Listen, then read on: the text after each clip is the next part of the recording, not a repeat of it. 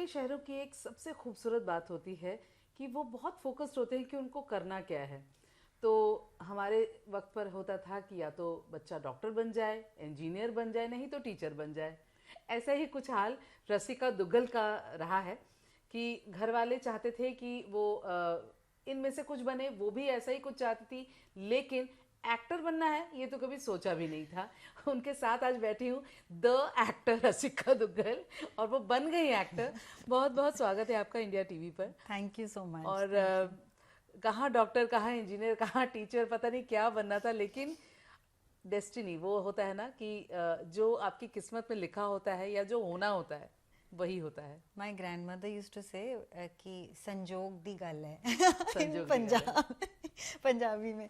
तो वो मैं हर समय याद करती हूँ कि मैं पता नहीं कैसे एक्टर बन गई, तो संजोग दी गल है। बट जैसा कि आपने कहा, हाँ, हर स्मॉल टाउन चाइल्ड, एटलीस्ट जब हम बड़े बड़े हो हो। रहे थे, तो उस वक्त तो ये था कि सबकी एक जर्नी होती थी जिसमें कहीं ना कहीं डॉक्टर इंजीनियर बीच में होके जाता था। तो मेरी जर्नी भी वैसे ही थी कि बीच में एक फेज आया था 2-3 साल की, मैंने सोचा था कि डॉक्टर बनूंगी। I think that time I was reading ये Erich Segal's book doctors, which I okay. Was very taken in by. So I मतलब आप एकदम आपने सीरियसली ले लिया। एकदम सीरियसली ले लिया था उस वक्त। लेकिन फिर जब पढ़ाई शुरू की तो रियलाइज़ किया कि बहुत मुश्किल काम है, और शायद inclination and aptitude was not in that direction. लेकिन जैसा कि आपने कहा, स्मॉल टाउन वाले बहुत मेहनती होते हैं और फोकस्ड होते हैं। लेकिन क्योंकि हम बाहर पढ़ने जाते हैं ना, हम मैं सभी बाहर, यस। स्कूलिंग ख़त्म करके ज़्यादातर सभी लोग बाहर जाते हैं, और फोकस शायद इसलिए होता है कि हमारे पास और कोई ऑप्शन ही नहीं ऑप्शन होता। नहीं होता। कि अगर आप घर से बाहर रह रहे हो, पीजी के पैसे दे रहे हो या हॉस्टल के पैसे दे रहे हो, then every minute that you are in that city has to count, has to mean something. So even though I didn't have a मतलब इतना लॉन्ग टर्म गोल नहीं था कि क्या करना है, क्योंकि जब तक मैं एलएसआर गई तो डॉक्टर का वो वाला वो वो तो बाईपास हो गया साइड, वो। हाँ, बाईपास हो गया था। लेकिन उस समय पता नहीं था कि क्या करना है। लेकिन मैं जो भी उस वक्त कर रही थी उस बारे में बहुत फोकस्ड थी। तो जैसे अगर थिएटर कर रहे हैं एनएसआर में, तो पूरी मेहनत और शिद्दत के साथ थिएटर हो रहा है। और तो मैं समर हॉलीडेज में भी I used to stay back and go and watch plays, you know, because I had not seen so much work happening. तो थिएटर से आपकी शुरुआत हुई, अगर मतलब पब्लिक अपीयरेंसेस की मैं बात करूं, जी। तो वो कौन सा पल था जब आपको लगा कि you are meant for that, आपको एक्टिंग करनी है, आपको लोगों के सामने आना है, अपने अंदर जो वो एक एक्टर, वो कब रिकॉग्नाइज किया आपने? एक्चुअली काफ़ी देर से रिकग्नाइज़ किया, क्योंकि मैं ऑलरेडी एफटीआई पहुंच चुकी थी। मैं एफटीआई इस सोच से गई थी कि फिल्म स्कूल है, इतनी शानदार हिस्ट्री है एफटीआई की। एफटीआई जिस लोकेशन पर है, वो एक बार एक टाइम पे प्रभात स्टूडियोज हुआ करता था, जो हमारी जी। फिल्म हिस्ट्री का कितना बड़ा हिस्सा है। जी बिल्कुल। So the physical space was exciting to me also. मैंने फिल्म स्कूल के बारे में और ख़ासकर एफटीआई के बारे में इतना कुछ सुना था कि वहाँ पे कहते थे कि when you are in FTI you breathe cinema, you know. So फिर आई तो was very taken in by that, I was very mesmerised by the idea of a film school. तो मैं इस एटीट्यूड के साथ गई थी, ये सोच के नहीं गई थी कि मुझे स्टार बनना है। लेकिन जब मैं एफटीआई पहुंची तो मुझे रियलाइज़ हुआ कि मेरे क्लासमेट्स ज़्यादातर स्टार्स बनने आए थे, और उनका सपना रहा था बचपन से कि एक्टर बनना है। So in that sense I was a little bit of a misfit.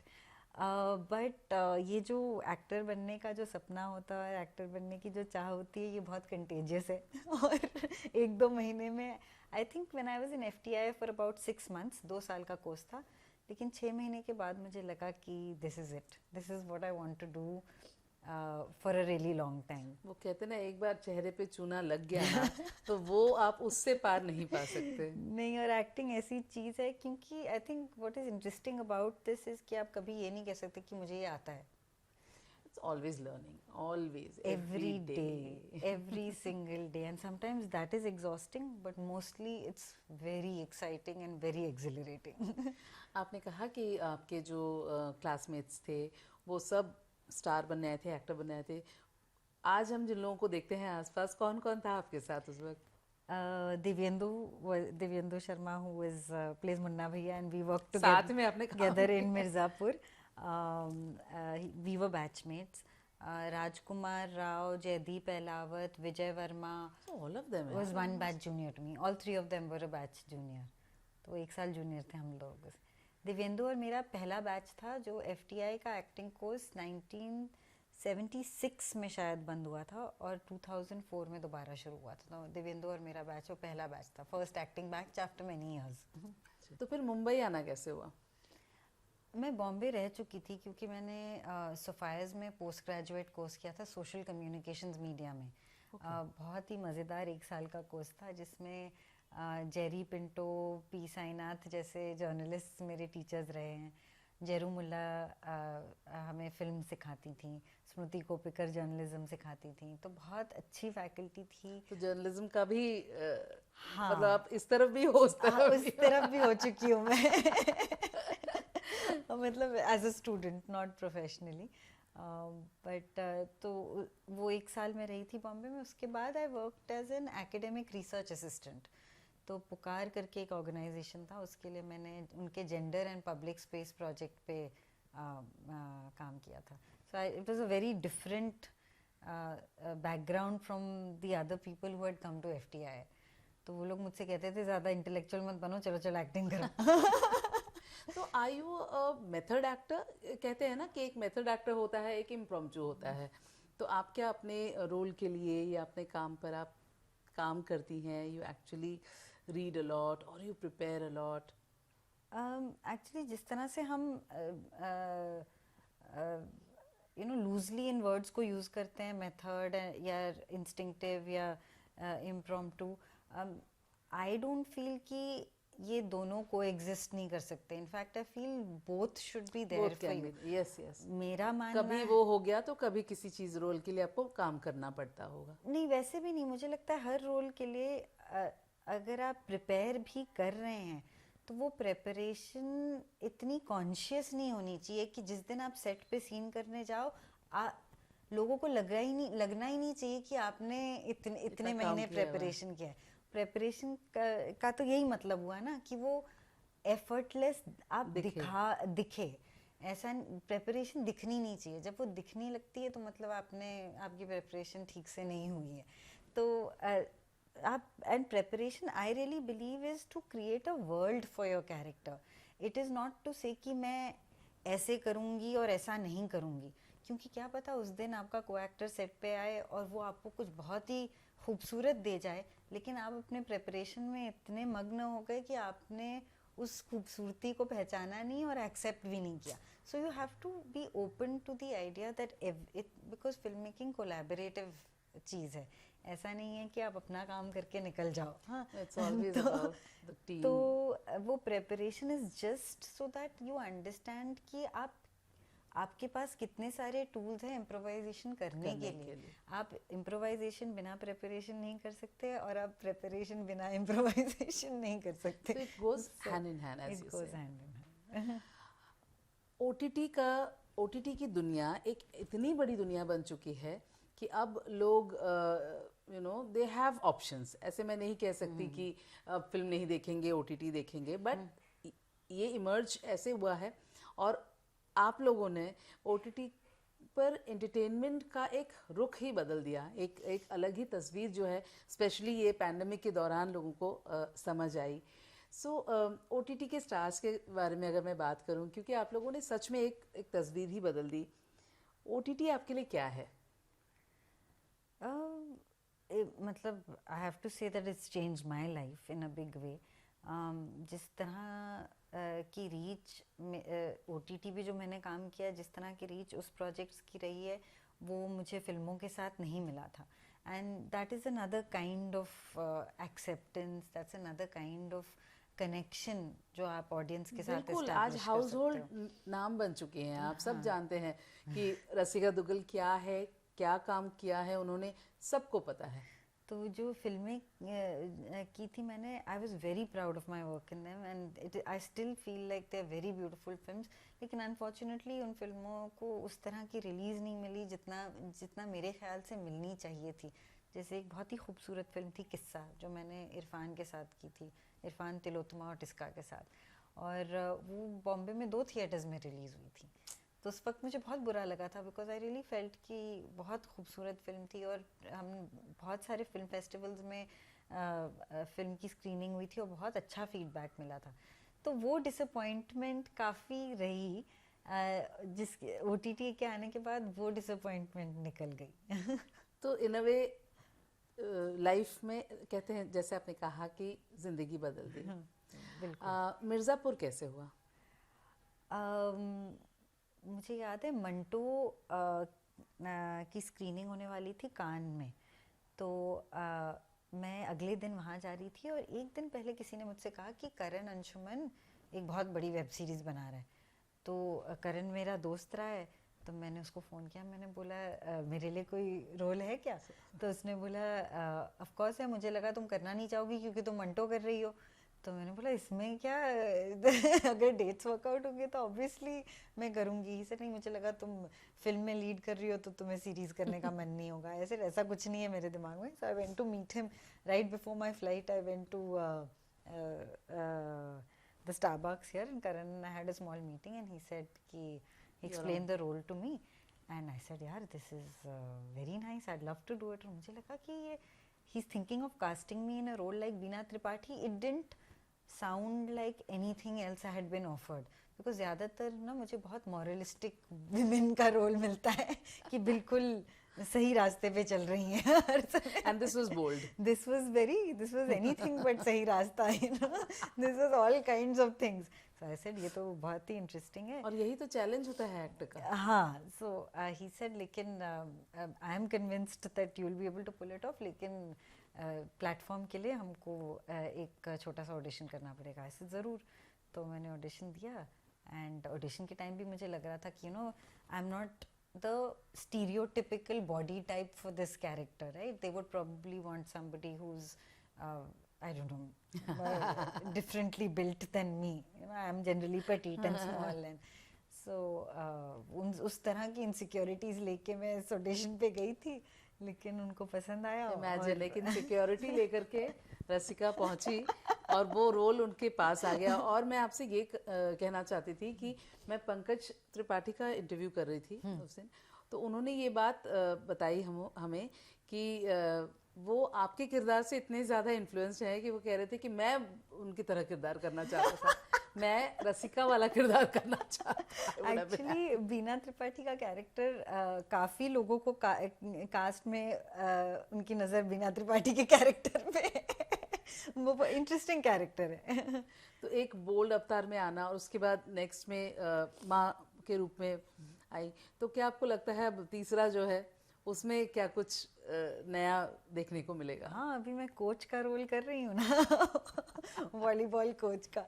तो sports drama is something that was always on my wish list, क्योंकि स्पोर्ट्स ड्रामा देख के ना आई एम दैट ऑडियंस जो फ्रंट रो में बैठ के जोर जोर से रोते हैं कि अरे मैच हार गए।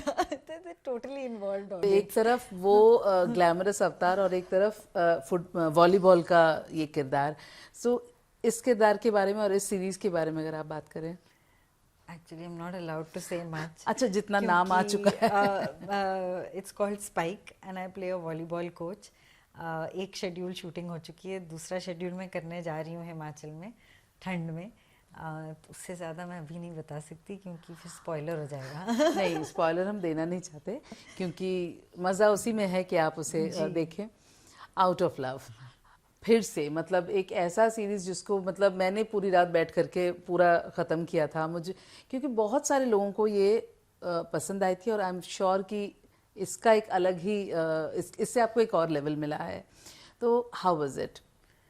Out of love, actually right before I got out of love मैं हमेशा कहती थी कि मुझे अब ऐसा रोल चाहिए जिसमें I am driving the narrative. और out of love was so much that कि जब मैं पहले सीज़न की शूटिंग के लिए गई, मुझे लगा यार तो एक सीन था पूरे सीरीज़ में जिसमें मैं नहीं थी। नहीं तो हर फ्रेम में मैं थी। तो I was like can I pull off a role जिसमें मैं हर फ्रेम में हूँ, can I still be interesting and engaging to an audience, you know, that was the challenge for me in Out of Love. So it was very exhausting of course, क्योंकि series की shooting 50 दिन 70 दिन चलती है, फिल्मों की shooting का time कम होता है, तो मेरे लिए नया एक्सपीरियंस था कि every day you are in every scene and you are in almost every frame. So how do you keep your energy alive and whether you can still be engaging or not? So those were the challenges for me and I totally enjoyed both seasons of the show. और वो अच्छा रहा, मतलब लोगों ने काफ़ी पसंद किया. हाँ, उसकी ऑडियंस, मिर्ज़ापुर की ऑडियंस एक्चुअली बहुत अलग है. बहुत अलग है. लेकिन it's so nice to have all kinds of audiences. दिल के करीब कौन सा किरदार है आपका?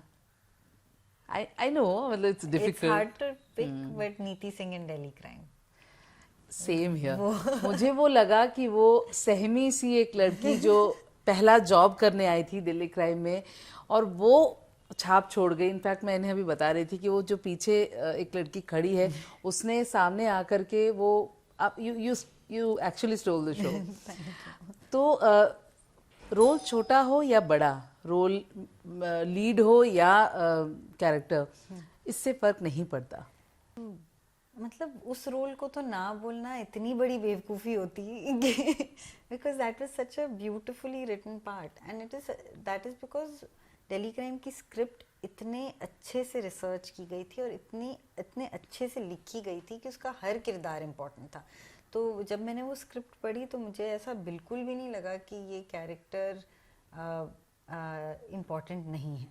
In fact it plays a very important part in the story. And जिस तरीके से रिची ने उस सीरीज़ को लिखा है और एग्जीक्यूट किया है, वो कैरेक्टर उस कैरेक्टर का की स्क्रिप्ट में जो भी the reason why the character is there is fulfilled in the way that he's done it. कई बार होता है कि आप कुछ लिख जाते हो लेकिन वो अच्छे से शूट नहीं हो पाता. दिल्ली क्राइम में वो नहीं था. जितने अच्छे से लिखा गया था उतने अच्छे से एग्जीक्यूट भी किया गया था. और सीरीज की एक और खासियत ये होती है कि हर एक किरदार को एस्टैब्लिश करने का मौका मिलता है. जी, सीरीज स्पेस में एक्चुअली इट्स रियली, जहाँ एक ensemble cast, true ensemble can only exist in a series. फिल्मों में कई बार होता है कि आप बहुत सारे किरदार कहानी में होते हैं लेकिन उनको वो इम्पोर्टेंस नहीं मिल पाता, वो अटेंशन नहीं मिल पाता क्योंकि टाइम कम होता है. तो कई बार एडिट हो जाते हैं कैरेक्टर्स, खासकर विमेन कैरेक्टर्स तो बहुत ही ज़्यादा एडिट होते हैं.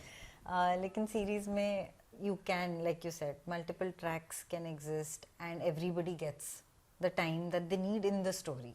एग्जैक्टली. रसिका, जैसे OTT की बात करें, सीरीज़ की बात करें, यहाँ पर एक चीज़ है कि देयर इज़ नो, यहाँ पर कोई किसी तरह का कट नहीं होता.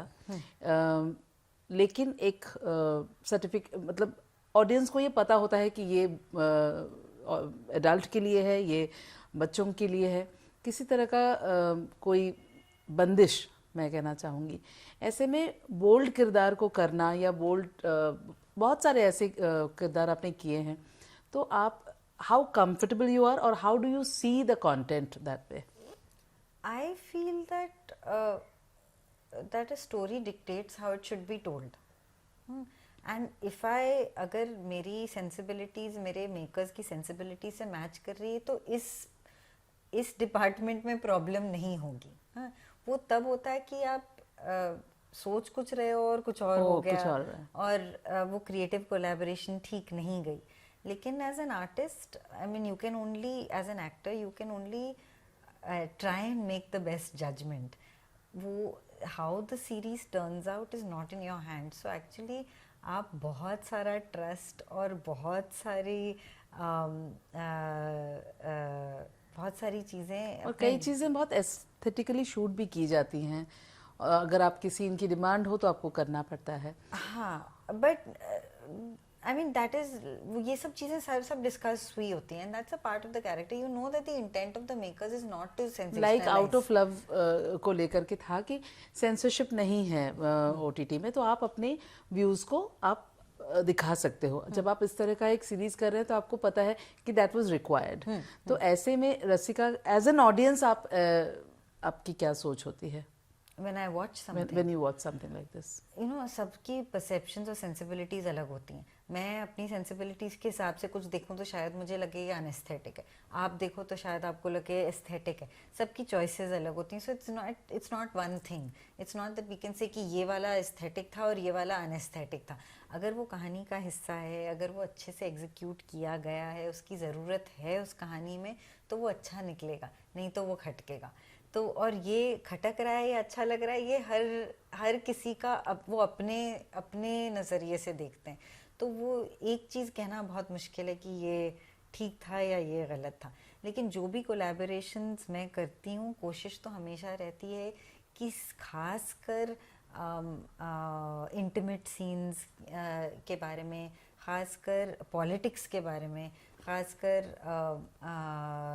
कुछ भी कोई भी सेंसिटिव एरिया हो उसके बारे में मैं बेझिझक अच्छे से डिस्कशन करती हूँ अपने सारे कोलैबोरेटर्स के साथ, ताकि हम समझ तो आए कि आगे वाला ताकि कहना आप क्या सेम चल पेज रहा है. में हो, आपको भी पता है क्या होने जा रहा है, उनको भी पता है कि what they want from you. तो ये सब करने के बावजूद भी यू हैव टू एक्सेप्ट कि कई बार जो आप करने जा रहे हो आपकी पूरी कोशिश रहेगी, लेकिन वो शायद उस तरीके से एग्जीक्यूट ना हो, क्योंकि हमारे खासकर हमारे देश में इंटीमेट सीन्स को लेके इतना There's a taboo. हमने अच्छे से एग्जीक्यूट किया ही नहीं है. तो अभी जब फाइनली ये चीज़ें कहानी में कही जा रही हैं, उनका विजुअल लैंग्वेज ढूंढना बहुत मुश्किल होता है. It's not easy. जो लिखा आपने अच्छे इंटेंशन से लिखा हो, लेकिन उस इंटेंशन को विजुअल ग्रामर में ट्रांसलेट करना, it's a very long journey. So all these are very, इसमें स्किल इन्वॉल्व है, सेंसिटिविटी इन्वॉल्व है, इंटेलिजेंस इन्वॉल्व है, और इतने लोगों का स्किल इन्वॉल्व है. So these are difficult things too. ये FTI की पढ़ाई बोल रही है. जब आप किसी चीज को इतने अच्छे से पढ़ते हो, then you know the front and back story. Yes. When you, हमारे तो क्लास में इतने डायरेक्शन स्टूडेंट्स थे ना, मैंने देखा कि वो कितना स्ट्रगल करते थे इस शॉट बनाने में, शॉट को. बट फिल्म मेकिंग का मजा तो यही है कि आप कैसे अपनी. तो क्या कभी ऐसा होता है या कभी हुआ है कि आपको बताया कुछ गया हो, बट आपकी डिमांड कुछ और हो, then how do you cope with that? How do you manage that? कैसे करते हो? People I have worked with, जी, mostly they have been great creative collaborations, because like-minded people who came to do the same thing, and most of my experiences have been very very good. जो हमने सोचा था हमने वही screen पे दिखाया. रसिका, OTT में आप एक के बाद एक सीरीज कर रहे हो और एक के बाद एक काम जो आपका आ रहा है, पसंद भी किया जा रहा है, लोगों ने आपको घर बैठे, मतलब they know who Rasika Duggal is.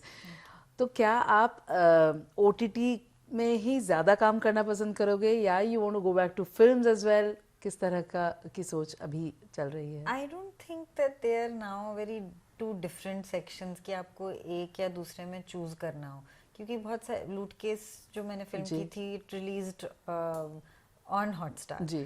सो उस समय थिएटर्स बंद थी. अभी thankfully theatres have opened again and with limited capacity, and God knows what will happen in the next few months.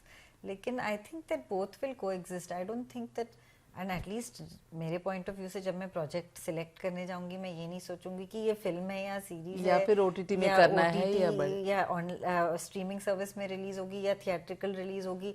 क्या पता, कई बार आप सोच के जाते हो कि बहुत बड़ी थिएट्रिकल रिलीज होगी, कई बार छोटी सी हो जाती है, कई बार आप सोच के जाते हो कि बिल्कुल कोई ऑडियंस नहीं मिलेगी स्ट्रीमिंग प्लेटफॉर्म में और बहुत पॉपुलर हो जाती है शो. तो एज एन एक्टर ये सब चीज़ें तो आपके हाथ में है ही नहीं, तो बेटर है कि आप इन सब चीज़ों में पढ़ो ही नहीं, काम करो. और अब देखो आपको क्या एक्साइटिंग लग रहा है उस वक्त और वो करो. एंड वो रीजंस भी बदल जाते हैं. कभी को एक्टर एक्साइटिंग लगता है, कभी डायरेक्टर एक्साइटिंग लगता है, कभी किरदार एक्साइटिंग होता है, कभी सारी चीज़ें एक्साइटिंग होती है, कभी कोई नया स्किल सीखने को मिल जाता है, जैसे वॉलीबॉल. तो कितना आपने वॉलीबॉल सीखा भी इसके लिए, you have worked on that, क्योंकि वो एक टेक्निकल चीज़ है जहाँ पर आपको. हाँ. सो आई ट्रेन्ड फॉर 3 months. लेकिन पसंद आ गया गेम? बहुत ज़्यादा, बहुत ही ज़्यादा. इतना मज़ेदार गेम है उसको. there's a app on my phone which is a volleyball game app which I keep playing all the time. So I'm totally obsessed with the game at the जैसा कि आपने moment. कहा कि हर रोज आप कुछ सीखते, तो ये भी एक आपके पसंद में शामिल हो गया कि कभी हुआ तो वो भी खेल लेंगे। हाँ, कब मौका मिलता है आपको लाइफ में स्पोर्ट सीखने का, और काम के साथ। जी। जब लोग काम करना शुरू कर देते हैं तो बाकी सब चीज़ें तो बंद हो जाती हैं ना लाइफ में। हमारे काम में मज़ा यही है कि इतनी सारी चीज़ें आप इंट्रोड्यूस हो जाती हैं आपकी लाइफ में। कब आपको मौका मिलेगा कि आप कश्मीर में जाके गाँव में बैठ के औरतों के साथ साग साफ एक्टर्स के करो। साथ ये बहुत बड़ा, ये तो मतलब आप कितने बहुत सारे किरदार प्ले कर सकते हो, It is such a bonus. जी सकते हो। मैंने कहीं पढ़ा था कि नंदिता दास के एक कॉल ने आपकी जिंदगी में एक बदलाव लेकर आया, वो क्या था? जब मुझे मंटो ऑफर हुआ, जब नंदिता ने मुझे फ़ोन करके बोला that she wants me to play Safia Manto, उसके पहले कुछ ऐसी 5 फिल्में थी जिसमें मेरा ऑलमोस्ट हो गया था लेकिन नहीं हुआ इवेंचुअली, यू नो। और वो phase, that year was I think very hard for me, because film circles में मेरा काम पहचाना गया था। लोगों ने किस्सा देखने के बाद बहुत परफॉर्मेंस की बहुत प्रशंसा की थी, लेकिन और बहुत सारे डायरेक्टर्स थे जिन्होंने, यही जो मैं जिन फिल्मों की बात कर रही हूँ, उनके जो डायरेक्टर्स थे उन्होंने बोला we want to work with you, and they were beautiful scripts, but the producer said no, you know, she is not well known enough. तो उस वजह से वो काम फाइनली मटीरियलाइज नहीं हुआ। तो उस वक्त मुझे ऐसा लग रहा था कि अब I need that one person who will take a chance on me, right, who will fight for me. वो बिलीव, वो ट्रस्ट चाहिए था जो एक करेगा, और if it works then other people will follow, right. Everybody needs that one chance for that. So Nandita was that for imagine. तो इससे पहले जैसे हर एक्टर के साथ होता है, हर फील्ड में होता है, रसिका ने रिजेक्शन फेस किया? बहुत सारे, और वो तो आपकी ज़िंदगी का हिस्सा ही है कई बार, और अभी भी होता है कि आपको कोई प्रोजेक्ट चाहिए होता है लेकिन किसी रीज़न के लिए वो वर्कआउट नहीं हो, या डेट्स हो, या पैसे हो, या कोई और उनके दिमाग में कोई और हो जो आपसे बेटर हो, for whatever reason, you no.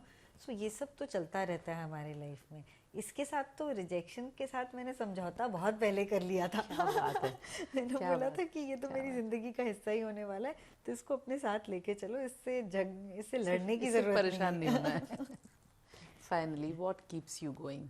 आप अगर आपसे मैं पूछूं कि रसिका का वो मंत्र क्या है जिससे वो उनकी ज़िंदगी रोज़ जो है, हर दिन आप किस तरह से अपनी ज़िंदगी को देखते हो? एक बहुत फिजिकल मंत्र है, एक बहुत नॉट फिजिकल मंत्र है। The not physical mantra is if you keep learning new things in your work, I think it's always going to be exciting. जिस दिन आपको लगा कि आपको सब कुछ आता है बस, तो वो इतना बोरिंग टाइम हो जाता है उसके बाद कि उसमें एक बार आप पड़ गए तो उससे निकलना मुश्किल है। तो अपने लिए चीज़ें एक्साइटिंग बनाए रखें, दैट इज़ वन मंत्र। And the second thing is I exercise very regularly. It keeps me very happy and it keeps me very alive. So क्या बात है, बहुत बहुत शुक्रिया। और आपसे बात, मुझे लग रहा है कि मैं बहुत देर तक बात करना चाहूँगी, लेकिन ऑफ कोर्स टाइम की लिमिटेशंस हैं और आपको भी कहीं जाना है, तो बहुत बहुत शुक्रिया ये वक्त देने के लिए। और रसिका, जिस तरीके से आप काम कर रही हैं, आई थिंक ये अलग सा रास्ता आपने बना लिया है। Thank you. घर वाले क्या कहते हैं? और वो पहला रिएक्शन होता है ना, जो बिल्कुल बायस्ड नहीं होते। वो तो जब काम देखते हैं तो उनको प्लीज करना बहुत आसान है। वो हर छोटी चीज से खुश हो जाते हैं। So I think they are also really enjoying this phase of my career, to see me in different parts, and also enjoying the love from the audience that comes with it. तो उनको जब कोई मिलता है और वो कहते हैं कि मैंने आपकी बेटी का काम देखा है, तो वो बहुत खुश हो जाते हैं। Parents to parents. Thank you so much. Thank you so much.